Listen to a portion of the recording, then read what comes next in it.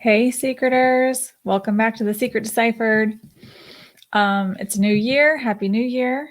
And lots of good things coming up in the new year of 2023. Hope you've been blessed with prosperity and health and wellness, and that you ate your collard greens and your black-eyed peas and your cabbage and all the good things you're supposed to do to start the new year. So with our new year, we know that we are in a new painting month. And so I wanted to go over some things about the January painting, some things that stick out to me in history, but could also be applied to the secret book if you want to try to connect the dots. I did a slideshow here for you today. I'm going to put it up and we're going to talk about it. And I want to just add it here to the screen.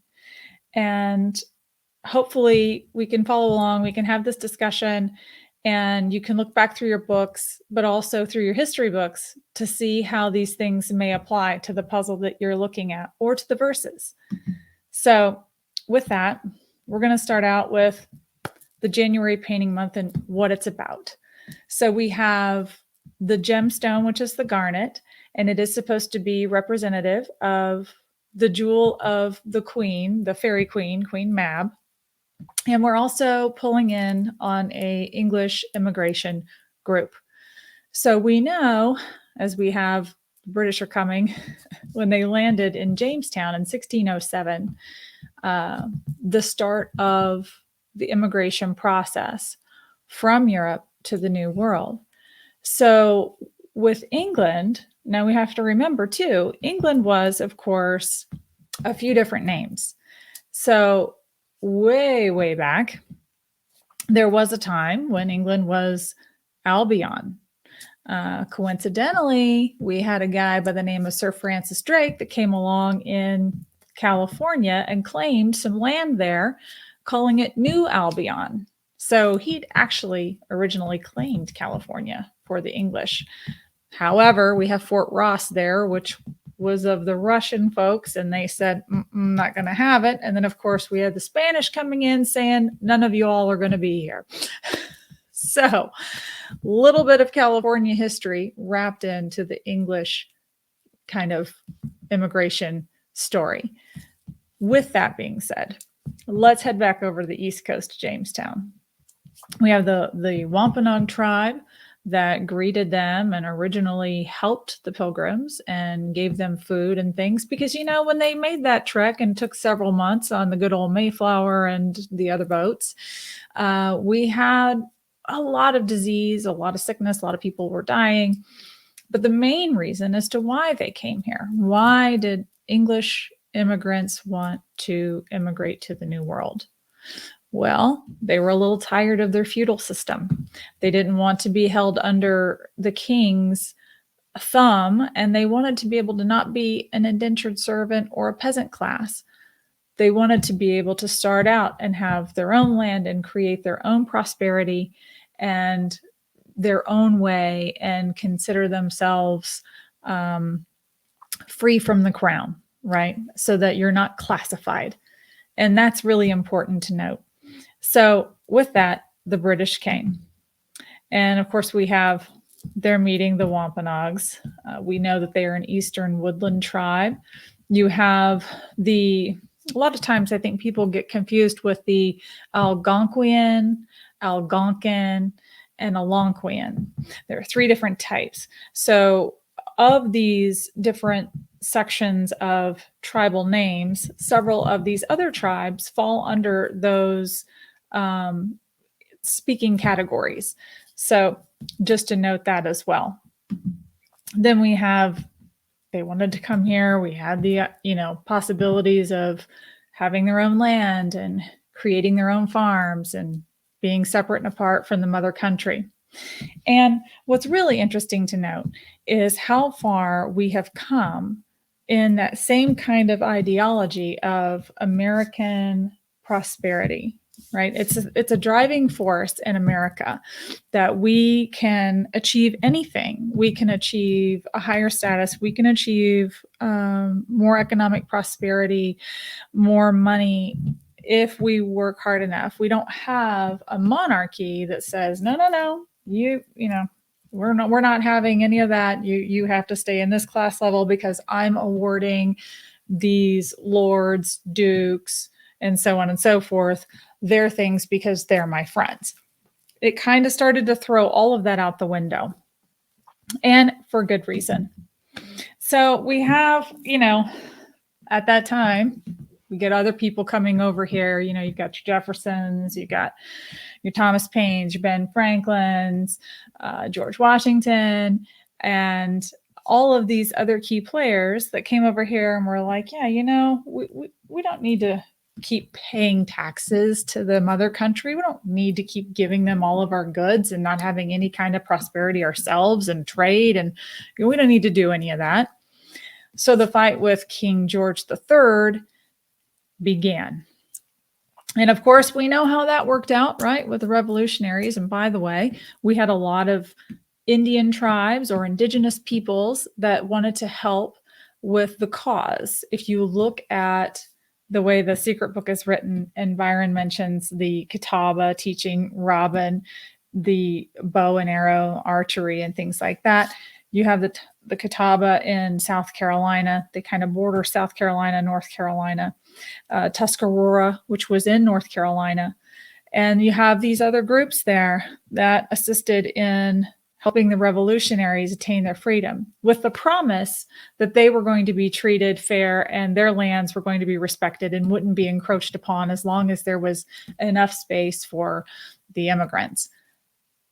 Sadly, we know that didn't become the case, but that also is for more of another video.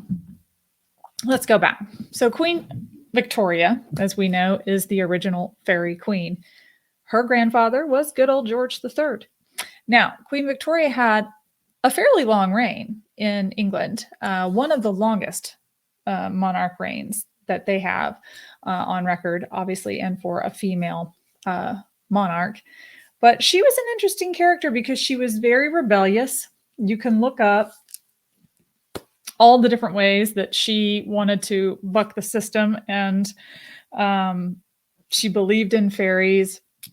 She believed that there was these other outwardly spirits and beings that were controlling certain things around her. And she also found a certain kind of release, or if you would, maybe kind of not only inspiration, but a place that she could kind of think about being essentially more free. So Queen Victoria, there's a great story about her in the JSTOR online. You can look that up, about how she was a rebellious monarch, loved her husband. Obviously, they had many children. They were a very happy couple up till the day that they died, which, you know, in early Europe in those times when things were arranged, oftentimes that wasn't ever the case. So then we have Queen Victoria's attributes. The Victorian era is named after her because of her beliefs and her whimsicality. There are Victorian styled furniture and dishes and things that have the essence of Victoria, which is why it's named that way. You know, again, rebellious queen, one of the longest reigns. But then we go into why. So she was a lover of Shakespeare too. And of course, who isn't? If you haven't read Romeo and Juliet, Midsummer Night's Dream, we could go on and on. Point being, Byron apparently had also a fascination with Shakespeare, and it's something that we really have to talk about, which is what brings us to the January painting in-depth kind of study. So in the secret book, we have the mentions of Puck, of Robin Goodfellow, of Queen Mab, of, alluded to Oberon. And then you also have Morgan Le Fay. And so who are all these crazy people that Byron's kind of talking about? And so if you have an understanding of Shakespeare and you have an understanding of why he's using these mythological creatures to write about their existence and what they represent. Okay, so we have Puck, the Shakespearean fairy, and A Midsummer Night's Dream. Lovely little picture of Puck here. Then we go to Robin Goodfellow. Can't be confused with Robin Hood, but did you know that Puck and Robin Goodfellow, they're the same fairy? So they essentially mean the similar things. They're derived from the same folklore and mythological place that a lot of these things are derived in early European history. So when you think about even when you're looking at the Norse mythology, all these different countries, all these different places kind of had their own folklores and stories and mythologies that we get from these stories that have been passed down by oral tradition oftentimes, and sometimes in the written word, but they are transcending in these cultures and becoming a staple, sometimes in pieces of religious worship and cultural aspects, things of this nature. So what we have to remember about England is we got these super important popular fairies here that Byron is essentially talking to us about and giving hints about. So then we go, the Shakespeare's writings on Puck reference his henchmanship to King Oberon, who I just talked about, king of a fairy clan there in England, but also he was married to Queen Titania. A lot of people misconstrue Oberon being married to Mab. That's not the case. We'll get to Mab. This is Titania. So you have Titania, and then Queen Mab, the other Shakespearean queen, the one that the book references, and the one that is mentioned in Romeo and Juliet. So the Queen of Love. And of course, why wouldn't she be? Here we are coming up into February, and we do have a day there, Valentine's Day. Another little video on that later. But we understand that Byron is having like a central theme to adding these quote unquote English fairies to the January puzzle. So what is Byron implying with all the usage of the Shakespearean fairies? Possible park. We have to find an English named park or an English theme park, I would imagine, potentially even a Shakespearean park, right? Because that would make sense if we're trying to find the English cask based on some of the casks that have already been found. Langoni was in an Italian park. Greek Gardens was in the Cleveland Greek Cultural Gardens. And then you have Grant Park, which we know Grant was Scottish Irish.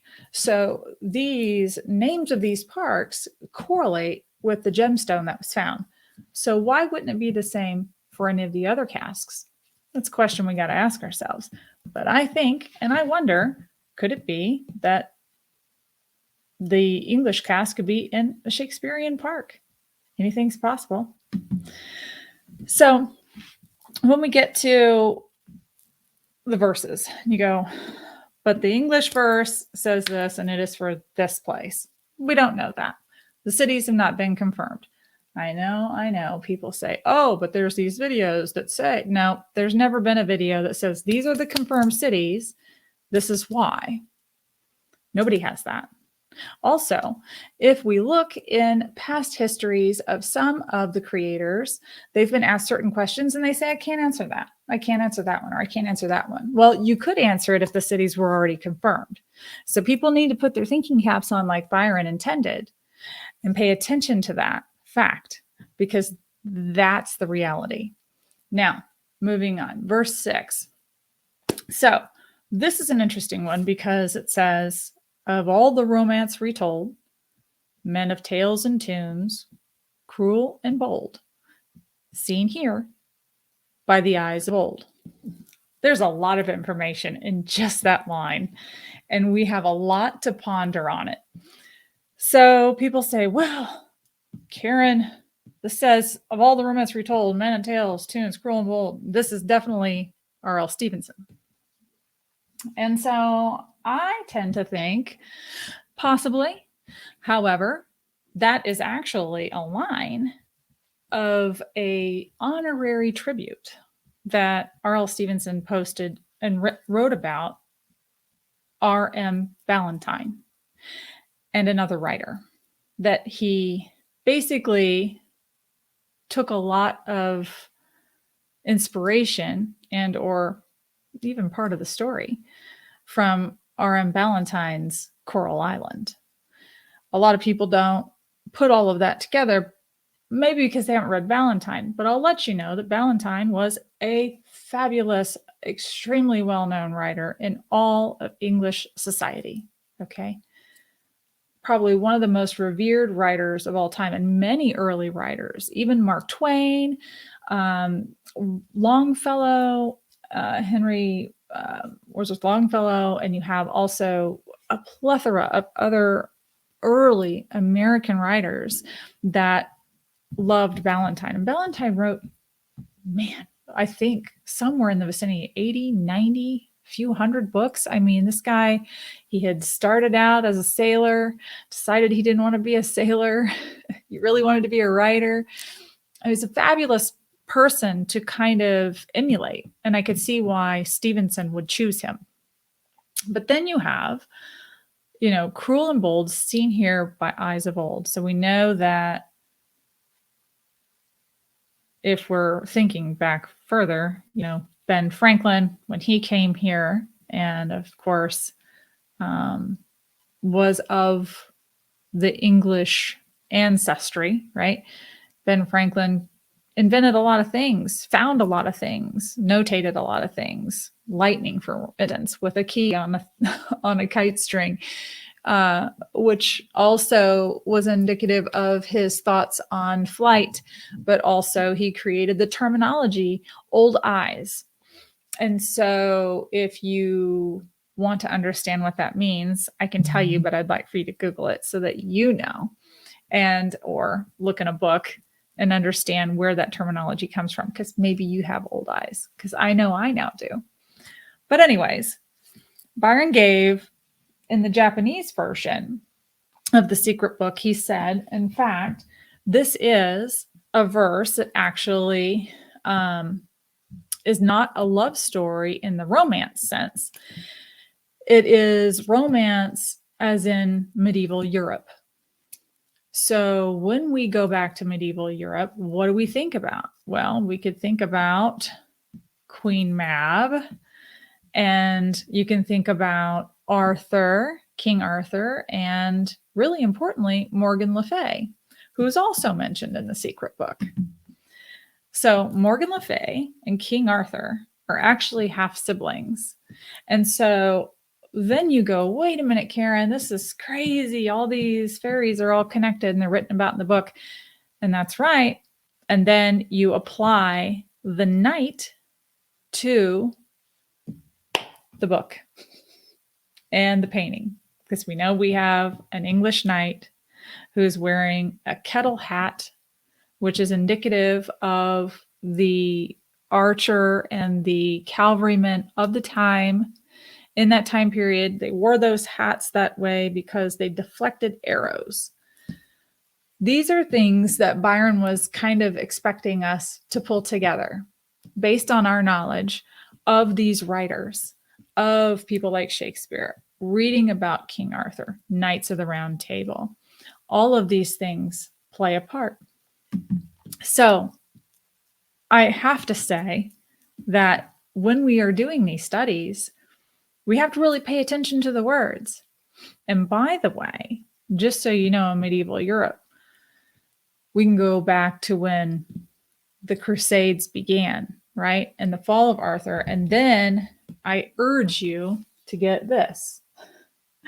Medieval History for Dummies. This is one of the best books you can get because it will explain in detail, in a more watered down version of understanding, for all of the Crusades, the 9 Crusades. And remember, the last crusade that was done by King Louis the Ninth, who's named after St. Louis. Can't forget that one.